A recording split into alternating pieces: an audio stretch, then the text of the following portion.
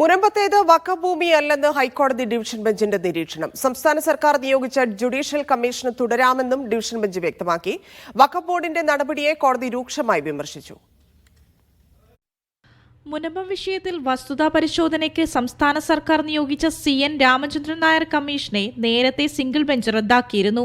ഇതിനെതിരെ സംസ്ഥാന സർക്കാർ നൽകിയ അപ്പീലിലാണ് കമ്മീഷന്റെ നിയമനം ഹൈക്കോടതി ശരിവച്ചത്.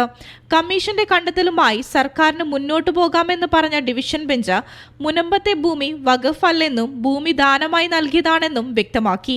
ഭൂമി വഖഫായി പ്രഖ്യാപിച്ച വഖഫ് ബോർഡിനെ കോടതി രൂക്ഷമായി വിമർശിച്ചു. 69 വർഷത്തിന് ശേഷമുള്ള ബോർഡിന്റെ അവകാശവാദം ഭൂമി തട്ടിയെടുക്കാനുള്ള നീക്കമെന്നാണ് കോടതി നിരീക്ഷണം. മുൻ നിലപാടിൽ സർക്കാർ ഉറച്ചു നിൽക്കുമെന്ന് മന്ത്രി വി അബ്ദുറഹ്മാൻ പ്രതികരിച്ചു. കേരളത്തിലെ ഗവൺമെന്റ് ആഗ്രഹിക്കുന്നു മുനമ്പത്തെ ജനങ്ങൾ അവിടെ അവരുടെ ഭൂമിയിൽ ഒരു പണം കൊടുത്ത് വാങ്ങിയ ഭൂമിയിൽ താമസിക്കാനുള്ള സൗകര്യം ഒരുക്കുകയാണ്. ഇതിന്റെ ആദ്യഘട്ടം മുതൽ തന്നെ ഗവൺമെന്റ് പറയുന്ന അതാണ്. ഇപ്പോഴും ഗവൺമെന്റ് സ്റ്റാൻഡ് അത് തന്നെ, ഒരു വ്യത്യാസം ആ സ്റ്റാൻഡിൽ വന്നിട്ടില്ല.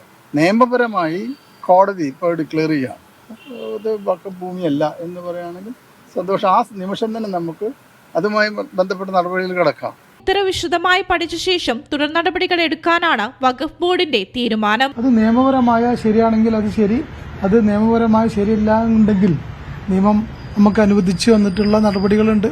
അത് ജഡ്ജ്മെന്റ് പരിശോധിച്ചതിന് ശേഷം നമ്മൾ പരിശോധിക്കും. മീഡിയ 1 കൊച്ചി.